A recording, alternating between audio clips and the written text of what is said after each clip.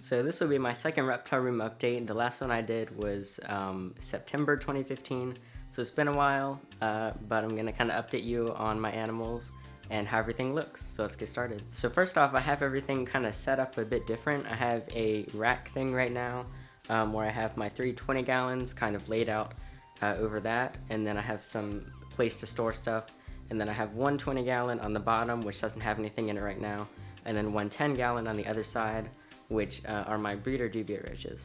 Okay, so my first animal right here is Sunny. He's a ball python, and I got him December 2013, and how old does that make him?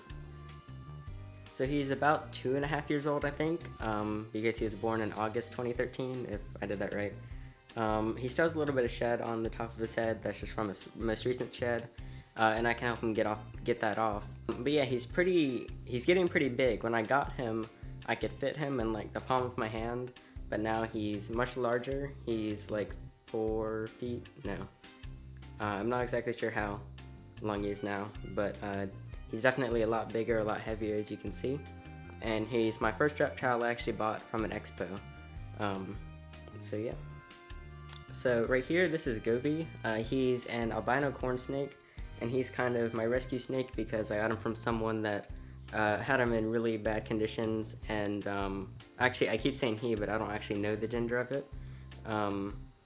And he's very active, as you can see. He's about 4.5 feet, which I have 3 of his sheds right here. I like to keep them when they're full sheds, and he's about 4.5. Yeah, he's about 4.5 feet, and he eats really well. He actually just ate last night. And I feed him like 1 adult mouse about every 5 to 6 days. And he's still just a tiny bit underweight, but he's almost there because he was really malnourished when I got him. I have no idea how old he is. I've had him a number of months, but not that long. But yeah, he's in a 20 gallon, just like Sunny. But yeah, Gobi has really bright colors, and he's a really cool orangey color because of his albinism. And then he's got his red eyes. And right now he's doing fine. He hasn't had any health problems since I got him. He immediately started eating them the day that I took him. So yeah. Okay, so here's Goldie. This is my leopard gecko. He's a Trimper albino patternless orange giant leopard gecko. And he's my second reptile I got. I also got him from Repticon like Sunny. And he's pretty big, and he is male. And I really love his colors. It's super bright yellow. Not much of a pattern, which he is a patternless leopard gecko. But yeah, he has really neat eyes. He has some green on the top of his eyes, actually. His cool tail, it's pretty fat right now. And he's kind of weird about eating. Sometimes he'll eat basically all of his food. Other times he won't really eat, but he's healthy other than that. And he eats mostly mealworms with calcium and stuff on him. And he's not the biggest fan of being held like the other animals, but he's pretty okay with it. He stays really calm. But yeah, leopard geckos are really cool. I actually prefer giant leopard geckos just because they are a bit larger, as you can see. So I always keep the containers that they come in from the expos. And as you can see here, it says Sunglow After Giant, which the After is the albino patternless orange leopard gecko. And it's also kind of funny because it says TSF, which means temperature sex female, and geckos, or a lot of reptiles, including leopard geckos, their gender is generally based off the temperature that they were incubated at. So Goldie was supposed to be a female, but he ended up being a male. And this is Olive. She's my blue-tongued skink, and I just woke her up as she was buried in the dirt, which is why there's dirt all over her face. But I got her when she was much smaller than this, and she's gonna keep growing. I'm pretty sure she's a northern blue-tongued skink. The person at the booth that I got her from, the person watching at the time didn't actually know. But I also got her from Repticon, and it was only her and 1 other skink, and those are the only 2 skinks in the whole convention. So she eats like crazy. She probably eats the best out of all my animals. She'll basically eat anything. I feed her occasionally wet dog food, and then lots of fruits and veggies. She loves strawberries, but I limit that. She likes cucumber. She doesn't really like greens, but I try mixing those in anyway because those are important. And then she also eats mealworms, dubia roaches, and stuff like that for protein. And she has a pretty cool pattern. I like her pattern on her back. She's not, I don't think she's really any morph. I'm pretty sure she's just a normal blue tongue. But yeah, she looks really cool.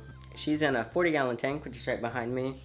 And I have some plants in there for her, which I actually have a video on adding these plants and stuff. And she actually tunnels around the plants, and it's so hard to keep it looking nice in there because she just messes everything up every single day. And the last thing I have to show you are my toads. I have 8 toads. They're all in a 40-gallon. It's like a big, it's like they have their own little ecosystem in there. There's multiple plants. They have water connected just basically to their tank. It's not in a bowl. And then they have a lot of moss, and they have a mix of eco earth and soil that I cleaned and sterilized. And I just grabbed the first toad I saw in there to show you. This is the fat female American, and most of them are really good at eating. There's one, which I'm pretty sure he's an oak toad. Okay, they're okay when they fall. Yeah, I know you keep seeing her fall. She only fell twice actually, but they're fine. They're made to do that. But like I was saying, one of the toads hasn't really been eating very much, but then, which I normally feed them mealworms, and people have said good and bad things about feeding toads mealworms, like they can eat away at their stomach, but I've been doing it for months and they've all been fine, so I would recommend mealworms. They're easy. You can dust them with different nutritional powders and stuff, so I think that they're fine for toads.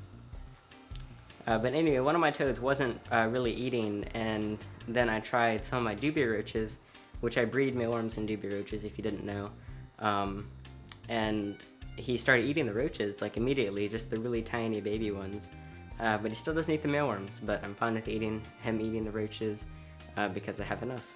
But that's about everything I have to show you right now. I'm sure there will be more updates in the future, but yeah, that's all of my reptiles and amphibians to show you right now. And of course I'll have more videos. So thanks for watching this one, and I'll see you in the next video.